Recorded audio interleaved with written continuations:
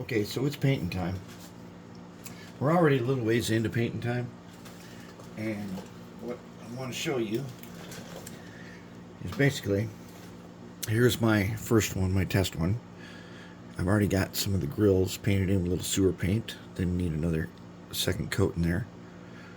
And I got my red stripe on here. Now, it ain't the greatest masking. That's not going to matter later.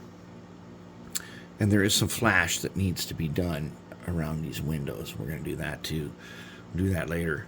But right now, I want to get it into yellow with the red stripe. Okay, why yellow with the red stripe? Well, as I was searching for different schemes and things, I ran across a thing that's called grimdark. And if you look up grimdark painting, you will possibly run across a video where a guy paints something in grimdark, and then when he's got it ready, he's like, you know what would really set this off is a red stripe. Just like on our beanlock where we did the red stripes. That's the whole purpose of this. Now, the yellow that we used to paint this was Bad Moon yellow. And this yellow, I love this yellow. This is fantastic. Now what we're going to do is we're going to take a Citadel base paint. We're going to take Mephiston red, which is kind of a bright red, and we're going to paint our stripe. What I've already done, as you can see, is I've masked it, and then I painted a little yellow over the edges of the mask to hopefully keep it from bleeding. And we're going to find out.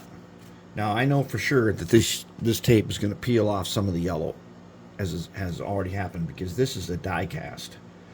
And it's almost impossible not to peel off some. But we can fix that after the fact. So, we got our 3 cups. And they're getting pretty dirty. We got alcohol right here at 91%. Then we got some water with some baby shampoo. And then we got some water that's got a whole lot of baby shampoo in it. So shake her up. Got to be in a pool noodle. And we're going to get this red right here. So let's go ahead and do a red stripe and do a red. This is one of Citadel's base paints, which means it's basically opaque. So we're going to go ahead and we're going to paint this on, and it's going to be really opaque, which means it's going to be dark, and it's going to cover easy. That yellow being a contrast paint, it's harder for it to cover things, and I did 3 coats. But that's okay, because when we are done with this, one of the things we're going to do is we're going to use a shade on it. Or in Army Painter, it's called a tone. And I think we're going to go with a red tone, which is like a little kind of a filter effect. And that should be pretty decent. And if I've done this right, I will have less spots where there's bleed. Now, I would sure love to get in here and do these exhausts in like aluminum or something. I don't know if that's going to be possible because how close they are, and it's die cast. We may or may not try that. I don't know yet. But as you can see, this red goes on thick. It's easily smoothed.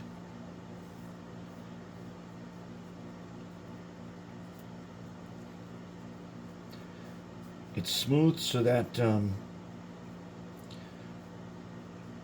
it's going to have a nice quality to it. Now remember, if you do end up having brush strokes, especially when you're using these base paints, because they're so opaque, you could end up with some brush strokes.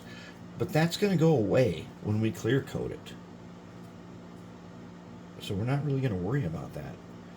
Now my plan for this back here is I once got these rubber like accordion things that go between passenger cars, and for this back detail I think that's what we're going to do is we're going to put one of those rubber accordion things where you can pass between cars and stuff.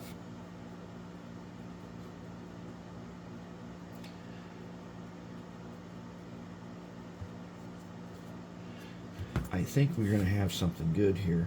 Tentatively, we're going to call these guys Chronos. Tentatively. Right now, that's kind of the plan. We'll do red. We'll do a dark red number and lettering scheme for this.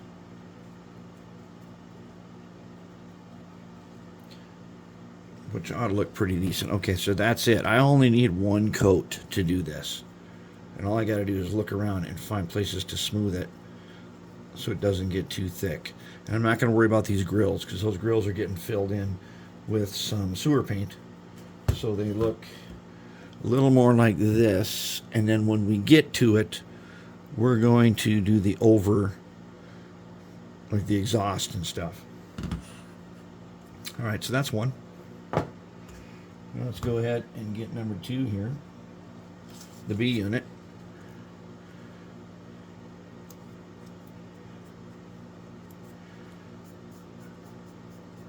There's a good chance that we're going to scratch build trucks for this, just so that I don't have to go looking for trucks that match and try to make them match. I think we're just going to scratch build the trucks.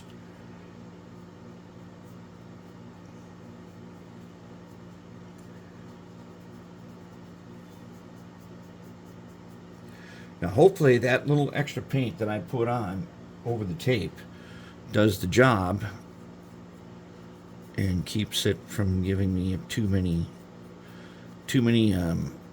places where there's bleed.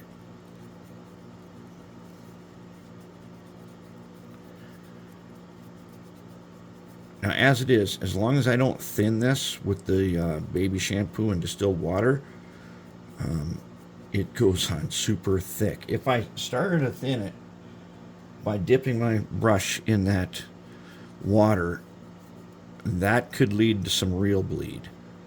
So I'm going to try to do this without doing that, without using any of the distilled water and baby shampoo as I'm painting it. And I'm going to try to just smooth it on nice, get it nice and smooth. And we could end up with a pretty decent locomotive here. Maybe even a next year's contest piece.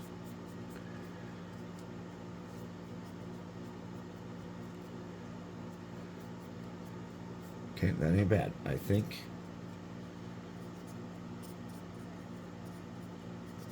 we'll be able to call it here in a second.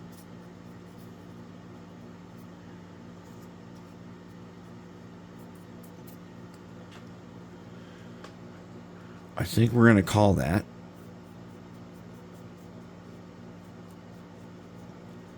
And when we do the tone, which I think we're going to use this red tone, I think that is going to cover up a lot of possible mistakes or little spots that where there's some bleed through.